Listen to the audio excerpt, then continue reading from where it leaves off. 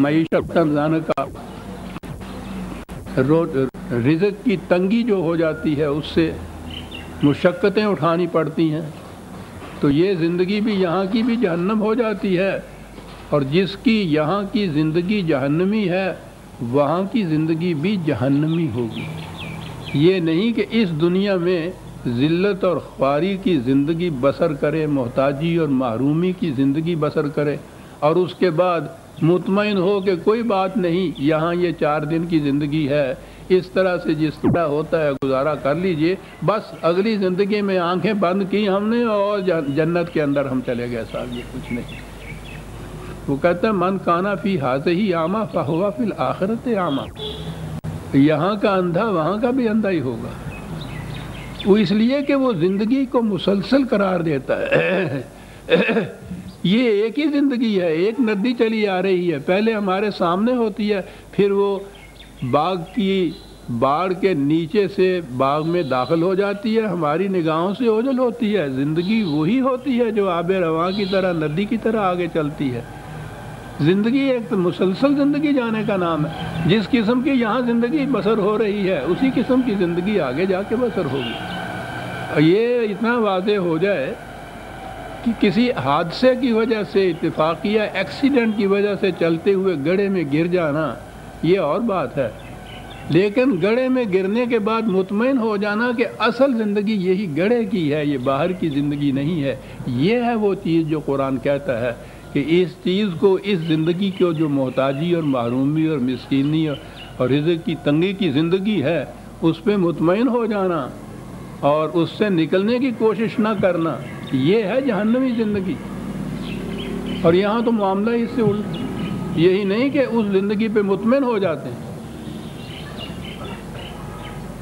پہلے تو روایات میں بھی آپ لیجئے تو یہ دنیا جیل خانہ ہے جس میں مومن پھنسا ہوا ہے۔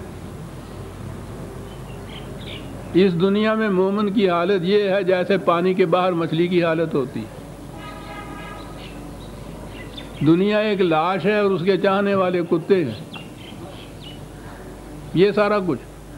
اور جب تصوف میں آئیے تو پھر تو پوچھئے ہی نہ، اس میں تو سارا دار و مدار ترک کے اوپر ہے، ترک دنیا، ترک عقبہ، ترک ترک۔ ارے صاحب یہ ہر آرزو کا ترک۔ تو اس نے کہا کہ یہ جو ہے آرزو ہی تو، یہ بھی تو ایک آرزو ہے نا کہ میں اس چیز کو چھوڑ دوں، اسے بھی ترک کرو۔ وہ بدھ مت کا نروانہ جسے کہتے ہیں، بات اور چلی جائے گی، یعنی دل میں یہ آرزو اور خواہش بھی نہ پیدا ہو کہ مجھے یہ چیز چھوڑ دینی چاہیے، ایسی زندگی ہو کہ اس کے بغیر آرزو کے ہی وہ چھوڑ دی جائے۔ وہ آپ کے یہاں کا تصوف آ گیا۔ اور یہاں قرآن دونوں کو جنتان کہہ رہا ہے، یہاں کی دنیا کی جنت اور آخرت کی جنت۔ اور ابھی وہ الفاظ آتے ہیں کہ یہ دونوں جنتیں ملی ہوئی ہیں، دور دور نہیں ہیں۔ تو فیہما عینان تجریان، ان دونوں جنتوں میں چشمے ہیں، جاری چشمے ہیں، بہنے والا پانی ہے،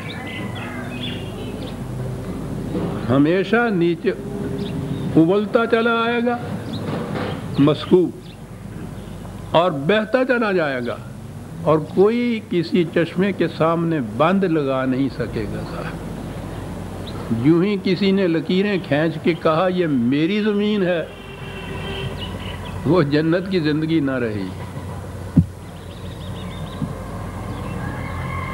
عینان تجریان، جنتی زندگی کی یہ کیفیت ہوگی۔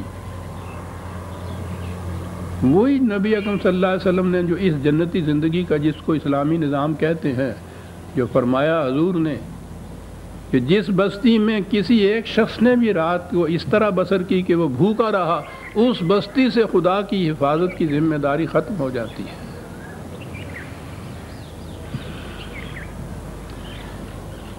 یہ ہیں وہ تجریان، وہ چشمے جو جاری چشمے رہتے ہیں جنتی زندگی میں۔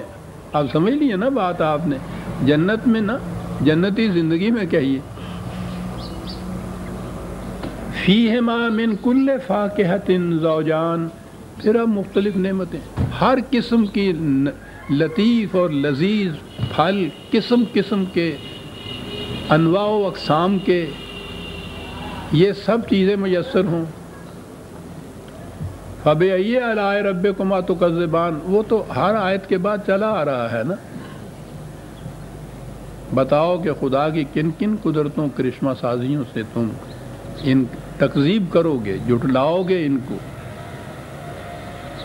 متکئین علی فرش بطائنها من استبرق،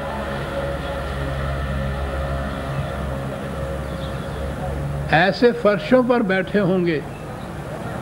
آگے چل کے ایک جگہ صوفوں کا بھی ذکر آتا ہے، پردوں کا بھی ذکر آتا ہے قرآن میں۔ یہاں وہ جو فرشی نشستیں قالینوں کے اوپر ہوتی ہیں، ان میں ذرا اس سے پہلا دور جو تھا ہمارا، جب ابھی یہ صوفوں والی نشست نہیں تھی، تو یہ فرشی نشستیں بھی بڑی پرتکلف اور بڑی پر آسائش ہوتی تھیں۔ یہ قالین اسی دور کی چیزیں یادگار ہے، اور تکیے ہوتے تھے، ان تکیوں کے سہارے آسائش سے، آرام سے، نہایت پرتکلف فرشوں پہ بیٹھے ہوئے۔ اور تکیوں کے متعلق کہا، ایک تو ہوتا ہے نا یہ ابرا جو اوپر ہوتا ہے، ایک نیچے ہوتا ہے جس کو استر اس کے کہتے ہیں۔ کہتے ہیں کہ اوپر اس کے کیا ہوگا اس کو تو چھوڑ دیجئے، ان کے استر بھی بڑے بڑے دبیز ریشموں کے ہوں گے۔ یہاں یہ آپ کو یاد ہے نا، آپ کی شریعت جو چلی آ رہی ہے، اس میں مردوں کے لیے سونا پہننا اور ریشم پہننا حرام قرار دیا ہے۔ یعنی یہ جنت کی زندگی میں خدا تو یہ کہہ رہا ہے کہ ان کے تکیوں کے ابرے نہیں چھوڑ، استر تک بھی جو ان کے ہوں گے وہ موٹے ریشموں کے ہوں گے، ریشمی ہوں گے، حریر و اطلس کے ہوں گے۔ اور یہاں کی زندگی میں یہ سب چیزیں حرام، اور یوں ہی آنکھ بند کی ہر حرام چیز حلال۔ زیورات سونے کے تو ایک طرف رہا، قرآن میں آگے آئے گا ظروف برتن چاندی سونے کے قرآن نے کہا ہوا ہے، بلوری آپ گینے کہا ہوا ہے۔ وہ یہاں کی جنتی زندگی بھکاریوں کی، گداگروں کی زندگی نہیں بتاتا۔ وہ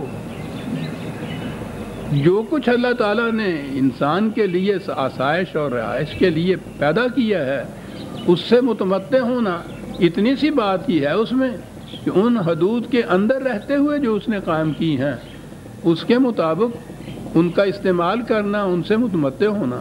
یہ تو قرآن کے اندر جنتی زندگی کی یہ چیزیں قرآن نے شناختی بتائی ہیں، یہ کہ یہ ہوں گی تو یہ جنتی زندگی کہلائے گی۔ تو قرآن جس چیز کو جنتی زندگی کی چیزیں کہہ رہا ہے، ان کے متعلق یہ چیزیں کہ صاحب یہ بھی حرام ہے اور وہ بھی حرام ہے۔ بہرحال آگے چلی آ رہی ہیں۔ اب تو ہم آ رہے ہیں، یہ 27واں پارہ ہے، 28ویں یا 29ویں 30ویں پارے میں تو آپ دیکھیں گے تفاصیل جو آئیں گی جنتی زندگی کی۔ یہاں کی بڑی سے بڑی پرتکلف زندگی بھی جسے کہتے ہیں، آرام و آسائش کی زندگی جو ہے، وہ بھی اس کے سامنے مان پڑ جاتی ہے صاحب، جس میں برتنوں تک چاندی اور سونے کے اور آپ گینے جو ہیں وہ گنائے گئے ہوں۔ اور کیا آپ چاہتے ہیں؟ خیر، استبرق وَجَنَى الْجَنَّتَيْنِ دَانٍ، یہ ہے، میں نے پھر کہا تھا، پہلے کہا تھا دو جنتیں، یہاں کہا ہے کہ یہ دونوں جنتوں کے پھل جو ہیں ملے ہوئے ایک دوسرے کے ساتھ ہوں گے۔ وہی چیز جو میں نے عرض کی ہے